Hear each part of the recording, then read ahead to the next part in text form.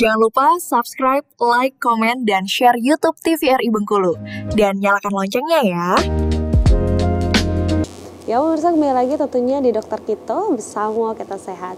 Baik Dokter Bella, mungkin boleh dilanjutkan? Oke, kita lanjut ya. Sekarang kalau tadi kita bahas tentang upaya pasien yang di dalam keluarga, kalau sekarang upaya merawat pasien gangguan jiwa di masyarakat ya. Kadang memang banyak pasien-pasien dengan gangguan jiwa itu malah diasingkan sama masyarakat seperti itu ya. Nah, upaya merawatnya yang paling pertama adalah pasien jangan dipasung ya. Nggak boleh lagi nih sekarang masung-masung orang di tengah kebun gitu ya, atau di tengah rumah tapi di belakang gitu, nggak boleh ya.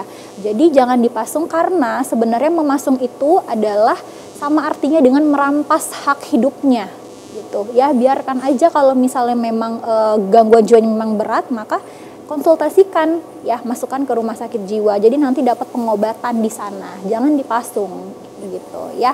Nah, jika terlihat gangguan atau terdapat gangguan, maka segera laporkan ya. Kita laporkan dulu ke kader kesehatan, atau misalnya puskesmas terdekat, atau bisa langsung ke dinas sosial ya, dinas sosial masyarakat yang berada di satu wilayah tersebut.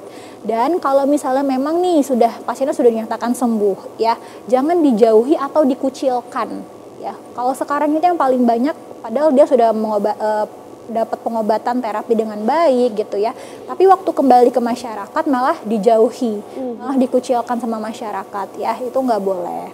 Selanjutnya, bekali dengan berbagai keterampilan untuk meningkatkan produktivitas. Nah, memang biasanya kalau misalnya untuk kembali lagi beraktivitas, maka kita akan bekali dulu dengan keterampilan apa nih untuk pasien-pasiennya itu di masyarakat, dan membawa penderita untuk kontrol rutin ke pelayanan kesehatan ya.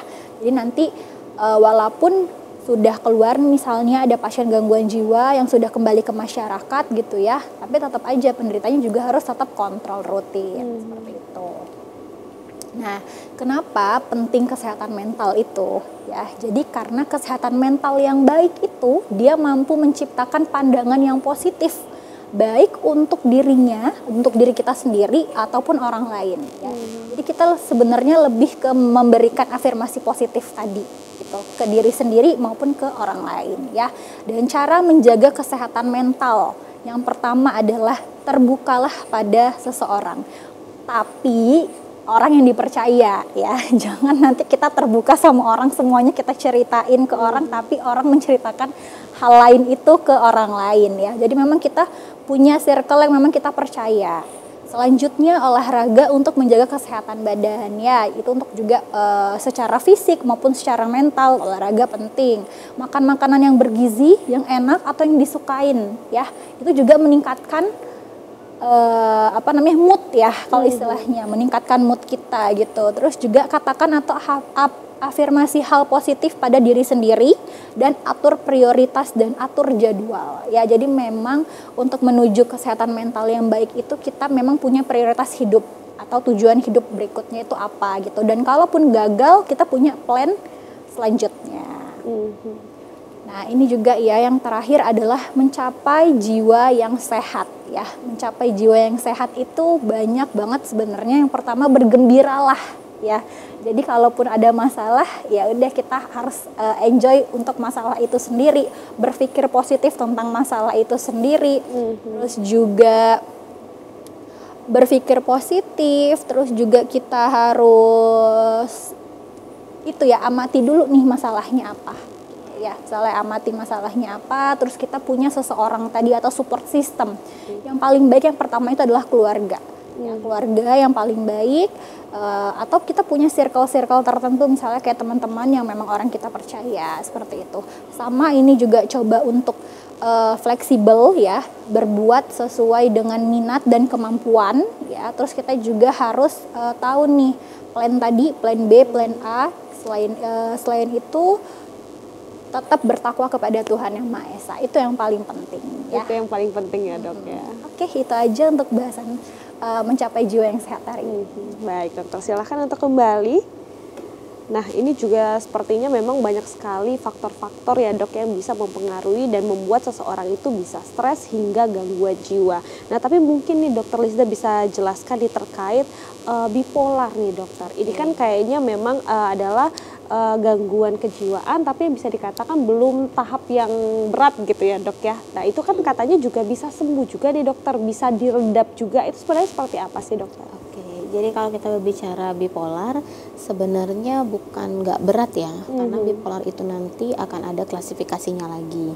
Gangguan bipolar itu yang harus dipahami adalah gangguan di mana seorang individu itu dia akan mengalami perubahan mood atau gangguan suasana perasaan yang berubah-ubah. Jadi kadang dia mood, kita tuh punya dua ya, ada yang lagi up and down. Kalau dia lagi up terlalu berlebihan dari kadarnya itu namanya manik. Sedangkan kalau dia down tapi di bawah kadar yang normal itu namanya depresi. Ya. Jadi up and down-nya itu dia berubah-ubah pada individu dengan bipolar, tetapi yang khas dari bipolar itu dia punya yang namanya periode sembuh sempurna. Jadi di antara perubahan atau peralihan mood itu dia akan mengalami namanya fase penyembuhan. Jadi misalnya pertama dia mengalami mood yang depresi. Itu kurang lebih berlangsung misalnya 3 bulan. Setelah itu dia tampak sehat, benar-benar sehat, nggak ada keluhan Afifah. Jadi dia bisa beraktivitas yang meliputi 3 aspek tadi itu tidak ada yang terganggu. Nah itu adalah periode sembuhnya. Tapi jangan heran, ternyata sebulan setelah itu kok dia kebalikannya, jadi dia terlalu manik, jadi terlalu happy. Misalnya dandanannya jadi lebih menor, kemudian orangnya nggak tidur-tidur, energinya nggak habis-habis, kita lihat nggak pernah capek. Nah itu dia mengalami perubahan mood lagi. Nah jadi kalau Afifah bilang mungkin yang mendeklarasikan dirinya bipolar, sudah terdiagnosa bipolar, tapi ada di mana dia bisa melakukan aktivitas, misalnya dia syuting dan lain sebagainya. Ya memang itu mungkin lagi periode sembuhnya gitu. Dan kalau kita berbicara bipolar tentu harus dikontrol oleh obat. Benar sekali. Jadi nggak bisa kita self diagnosis gitu ya. Ketika kita bilang oh saya ini mungkin bipolar nih, mungkin lagi ini nih, mungkin lagi itu tidak boleh ya dok ya. Tidak bisa. Benar gitu sekali. Memang harus ke pakarnya nih. Nah tapi ini juga yang menarik adalah masyarakat tuh sebenarnya bingung nih dokter. Mungkin dari dokter Bella bisa jelaskan terkait dari ketika kita merasa mungkin ada sesuatu yang harus kita konsultasikan nih dokter. Kita kayaknya bingung nih dokter. Apakah kita harus ke psikolog nih dokter atau mungkin ke dokter jiwa nih? Sebenarnya perbedaannya apa sih dokter? Ya sebenarnya itu kalau untuk menceritakan suatu masalah itu kedua-duanya bisa ya. Tapi kalau misalnya memang sudah sampai ke tahap butuh pengobatan ya, jadi misalnya butuh pengobatan dari masalah kita itu gitu ya.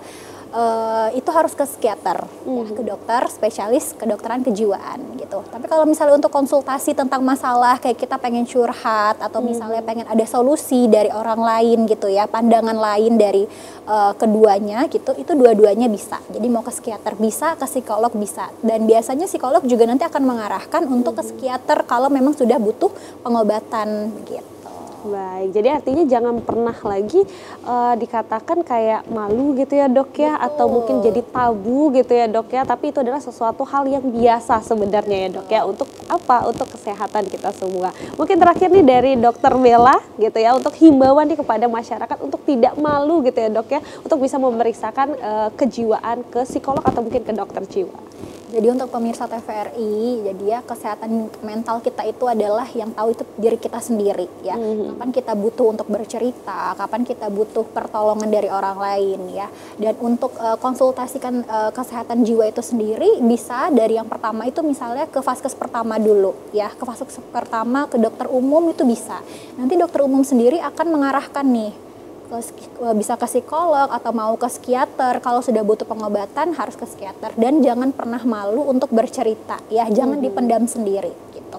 Karena salah satu kita sehat tadi itu adalah sehat sosial juga ya. Kita harus punya interaksi kepada lingkungan kita. Salah satunya adalah konsultasikan apa yang kita rasakan seperti itu. Baik, terima kasih Dokter Bella dan Dokter Lisda sudah hadir tentunya untuk membahas terkait pentingnya menjaga kesehatan jiwa. Dan buat pemirsa di rumah jangan lupa saksikan terus Dokter Kito dari Senin hingga Jumat pukul 10.00 waktu Indonesia Barat. Saya Afifah Manca pamit undur diri dan sampai jumpa.